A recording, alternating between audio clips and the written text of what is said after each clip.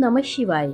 देवों के देव महादेव की कोई जलती लकड़ी से पिटाई करे, ऐसा कोई सोच भी नहीं सकता। लेकिन यह बात बिल्कुल सच है।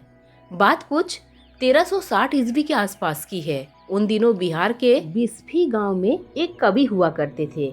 कवि का नाम विद्यापति था। कवि होने के साथ साथ विद्यापति भगवान शिव के अनन्य भक्त भी थे। इनकी भक्ति और रचनाओं से प्रसन्न होकर भगवान शिव को इनके घर नौकर बनकर रहने की इच्छा हुई। भगवान शिव एक दिन एक जाहिल गंवार का वेश बनाकर विद्यापति के घर आ गए। विद्यापति को शिव जी ने अपना नाम उगना बताया।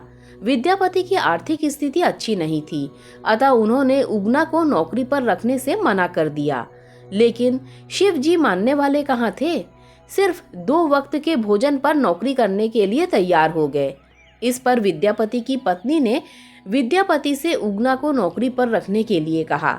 पत्नी की बात मानकर विद्यापति ने उगना को नौकरी पर रख लिया। एक दिन उगना विद्यापति के साथ राजा के दरबार में जा रहे थे। तेज गर्मी की वजह से विद्यापति का गला सूखने लगा, लेकिन आसपास जल का कोई स्रोत नहीं था। विद्यापति ने उगना से कहा कि कहीं से जल का प्रबंध करो, अन्यथा मैं प्यासा ही मर जाऊंगा। भगवान शिव कुछ दूर जाकर अपनी जटा खोलकर 1 लोटा गंगा जल भर लाए। विद्यापति ने जब जल पिया तो उन्हें गंगा जल का स्वाद लगा और वह आश्चर्यचकित हो उठे कि इस वन में जहाँ जल का स्रोत तक नहीं दिखता, यह जल कहाँ से आया, वह भी ऐसा जल जिसका स्वाद गंगा जल के जैसा है। कवि विद्यापति को उगना पर संदेह हो गया कि यह कोई सामान्य व्यक्ति नहीं बल्कि स्वयं भगवान शिव हैं। अतः उगना से उसका वास्तविक परिचय जानने के लिए जिद करने लगे। जब विद्यापति ने उगना को शिव कहकर उनके चरण पकड़ लिए, तब उगना को अपने वास्तविक रूप में आना ही पड़ा। उगना के स्थान पर स्वयं भगवान शिव प्रकट हो गए। शिव ने विद्यापति से कहा कि मैं तुम्हारे साथ उगना बनकर रहना चाहता हूँ, इसीलिए कभी किसी से मेरा वास्तविक परिचय मत बताना।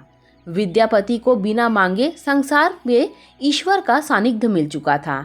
इन्होंने शिव की शर्त को मान लिया। लेकिन एक दिन विद्यापति की पत्नी सुशीला ने उगना को कोई काम दिया। उगना उस काम को ठीक से नहीं समझा और गलती कर बैठा। सुशीला इससे नाराज हो गई और चूल्हे से जलती लकड़ी निकालकर शिव जी की पिटाई करने लगी। विद्यापति ने यह दृश्य जब देखा तो अनायास ही उनके मुंह से निकल पड़ा, ये साक्षात भगवान शिव हैं, इन्हें जलती लकड़ी से मार रही हो। फिर क्या था, विद्यापति के मुख से यह शब्द निकलते ही शिव वहां से अंतर्ध्यान हो गए। इसके बाद तो विद्यापति पागलों की भांति उगना उगना कहते हुए वनों में, खेतों में, हर जगह उगना बने शिव को ढूंढने लगे। भक्त की ऐसी दशा देखकर शिव को दया आ गई। भगवान शिव उगना के सामने प्रकट हो गए और कहा कि अब मैं तुम्हारे साथ नहीं रह सकता। उगना रूप में मैं जो तुम्हारे साथ था, उसके प्रतीक चिन्ह के रूप में अब मैं शिवलिंग के रूप में विराजमान रहूंगा।